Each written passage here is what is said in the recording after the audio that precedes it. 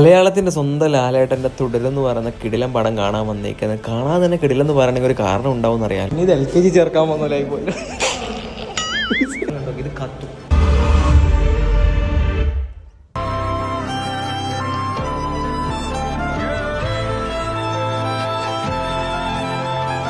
ഒരുപാട് കാലത്തിന് ശേഷം നമ്മുടെ പഴയ മോഹൻലാലിന്റെ തീറ് പടം കിട്ടി. ഒരു പ്രൊമോഷനും പരസ്യം ഇല്ലാതെ നീ ആലോചിക്കണം. ഇവരൊരു മമ്മൂട്ടി ഫാനാ, നല്ല പടം കണ്ടുകൊണ്ട് ഒന്നും പറയാനില്ലാണ്ട്. ബസൂക്ക ബ്ലോക്ക് ബസ്റ്റർ എന്ന് പറഞ്ഞ ടീമാ. കിടിലം പടം.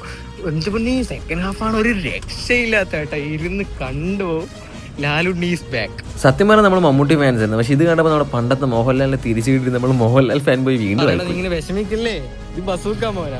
ഫസ്റ്റ് ഹാഫ് ഒരു ഫാമിലി മാനാണ്, ചെറിയ കോമഡി ചളിയൊക്കെ ആയിട്ടിരിക്കും. സെക്കൻഡ് ഹാഫിൽ അവന്റെ ഫാമിലിനെ തൊടും, പിന്നെ കേറി ചാമ്പി അവസാനം മോഹൻലാൽ തുടരുന്നൊരു അവസരം കൂടി ഉണ്ട്. ബസൂക്കി നമ്മൾ ഫസ്റ്റ് ഡേ കണ്ടു, ഇറങ്ങി കുറെ ബസൂക്ക മമ്മൂട്ടി അടിപൊളിയായി, മോഹൻലാൽ താണ്. എല്ലാവരും അങ്ങനെ പറഞ്ഞുകൊണ്ടാണോ അറിയില്ല, പക്ഷെ ലാലുണ്ണി കംബാക്ക് അടിച്ചു. ഒരു സംസാരമില്ല. സെക്കൻഡ് ഹാഫൊക്കെ ഇങ്ങനെ വായും പൊള്ളിച്ചിരിക്കും.